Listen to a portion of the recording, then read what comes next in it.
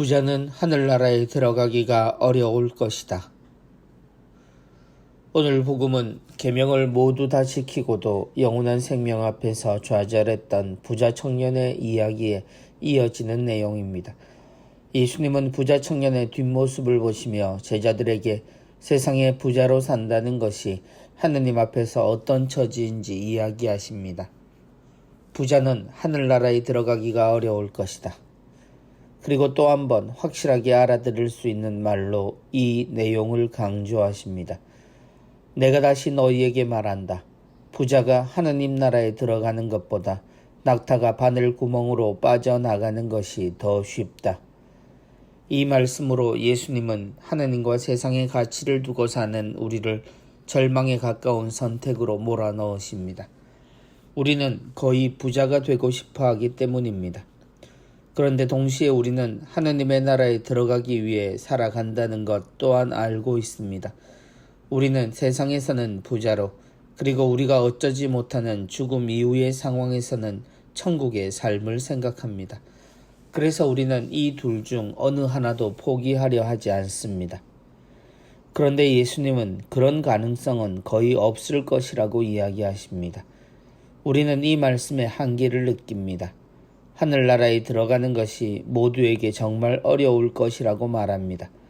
분명 예수님은 부자에게 하신 말씀이지만 부자가 아닌 이들도 모두 이 말씀을 자신들에게 하시는 말씀으로 알아듣습니다. 이 말씀은 부자가 아닌 이들에게 희망으로 들려야 하는데도 모두가 바늘구멍보다 어렵다고 하늘나라를 생각하는 것은 부자들의 영향이 아니라면 모두가 부자가 되고 싶어 하기 때문입니다. 직접 이 이야기를 들은 사람들이 얼마나 놀랐는지 제자들이 놀란 마음을 대신 표현합니다. 그렇다면 누가 구원받을 수 있는가? 예수님을 따라 나선 제자들은 그들의 선택이 어떠할지 묻게 되고 하느님께서 그 선택이 하늘나라로 연결되리라 이야기하시지만 오늘도 생각의 흐름이 그 말씀으로 넘어가기는 힘듭니다. 부자가 되고 싶어하는 이들이 너무 많기 때문입니다.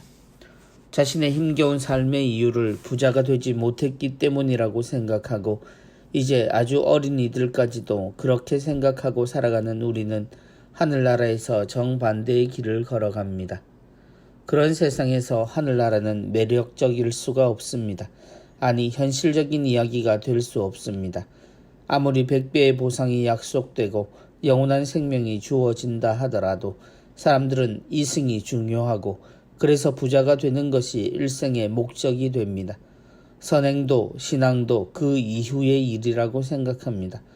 혹은 십자가 앞에서는 숭고한 이로 등을 지면 바로 삶의 지배자가 되는 일도 서슴지 않습니다. 바늘구멍은 사랑으로 자신을 잊은 이에게는 그냥 문일 뿐입니다. 하느님이 어디에나 계신 듯 하느님을 닮은 이에게 하늘나라의 문은 그냥 문입니다. 그러므로 가진 것을 기준으로 살아가는 세상의 기준에서 등을 돌려 예수 그리스도를 따라야 합니다. 거의 대부분이 부자가 아닌 세상에서 예수님이 외면당하는 것이 이상하고 속상한 하루의 시작입니다.